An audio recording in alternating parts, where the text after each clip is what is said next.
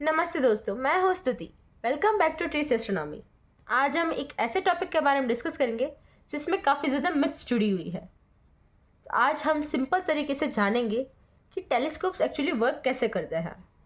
क्योंकि जैसे ही हम टेलीस्कोप वर्ड सुनते हैं तो हमारे मन में आता है बड़ा सा जूम।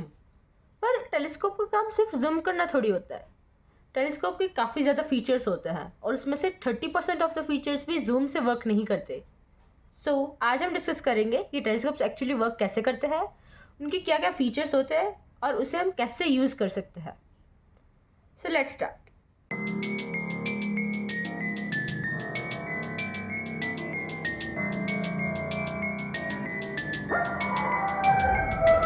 हमारे ह्यूमन आई की प्यूपिल मैक्सिमम 7 mm तक ही खुलती है, तो हमारे यूनिवर्स की काफ़ी ज़्यादा लाइट हम तक पहुंचती ही नहीं है, हमारे ब्रेन तक पहुंचती ही नहीं है। तो टेलीस्कोप क्या करता है? टेलीस्कोप एक बड़े से लाइट बकेट का काम करता है ताकि वो जितनी भी लाइट आ सके, जितनी भी लाइट वो ऑब्जर्व कर सके उतनी वो कर ले, एज मच एज पॉसिबल। तो इसके लिए उसका एपर्चर जितना ज़्यादा बड़ा होगा उतनी ज़्यादा लाइट वो कलेक्ट कर पाएगा और उतने ही ज़्यादा फेंट और दूर के ऑब्जेक्ट्स हमें दिखेंगे। मैग्निफिकेशन तो जैसे एक साइड कैरेक्टर है, रियल हीरो एपर्चर होता है हर टेलीस्कोप में।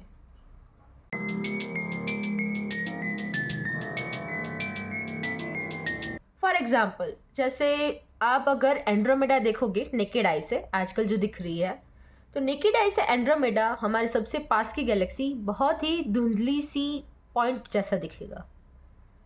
पर वही चीज़ टेलीस्कोप से बहुत ज़्यादा डिटेल में पूरी तरह से दिखेगा, और ये डिपेंड करता है कैसा टेलीस्कोप है, पर हमारी आई से तो ज़्यादा ही अच्छा दिखेगा।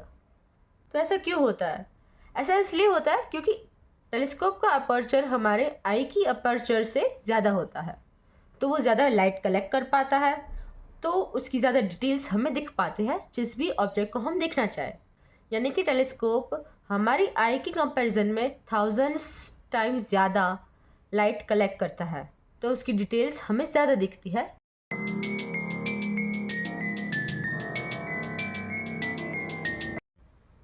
स्पेस से आई फोटॉन्स बिखरी हुई होती है, तो टेलीस्कोप उन्हें एक साफ शार्प इमेज में अरेंज करता है by focusing the light to a single point.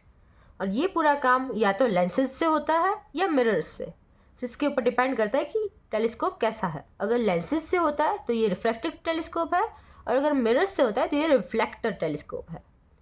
चलिए जानते हैं रिफ्रैक्टर क्या होता है और रिफ्लेक्टर क्या होता है।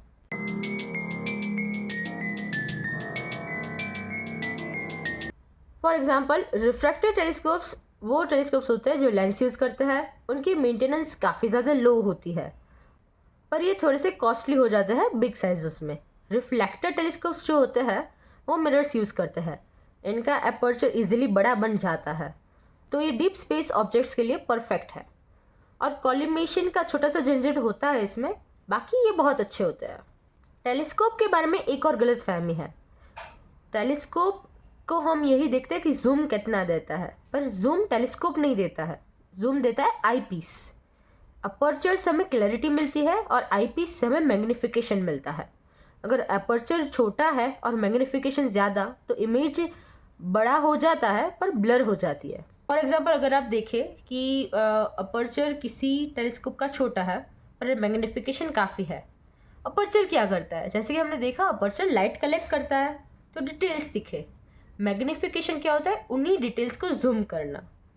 तो मैग्नीफिकेशन ज़्यादा होगी तो भी जूम ज़्यादा होगा, पर वो चीज़ें ब्लर दिखेगी, डिटेल्स ब्लर दिखेगी, क्योंकि लाइट ही नहीं आई, अपर्चर में लाइट ही नहीं आई, तो मैग्नीफिकेशन का क्या करेंगे?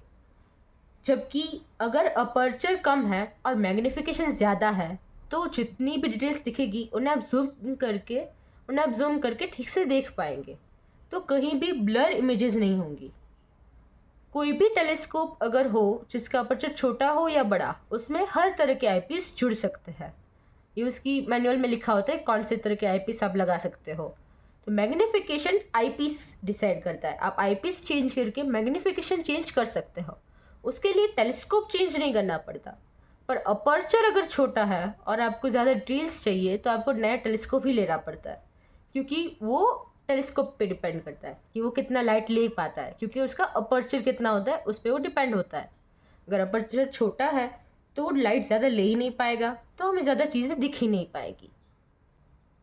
अब एक और बात, चाहे आप कितना भी अच्छा टेलीस्कोप ले लो, अर्थ का एटमॉस्फेयर हमेशा द रियल विलन होता है, क्योंकि एटमॉस्फेयर लाइट को स्कैटर करता है, डिस्टॉर्ट करता है और स्टार्स को भी ट्विंकल कराता है।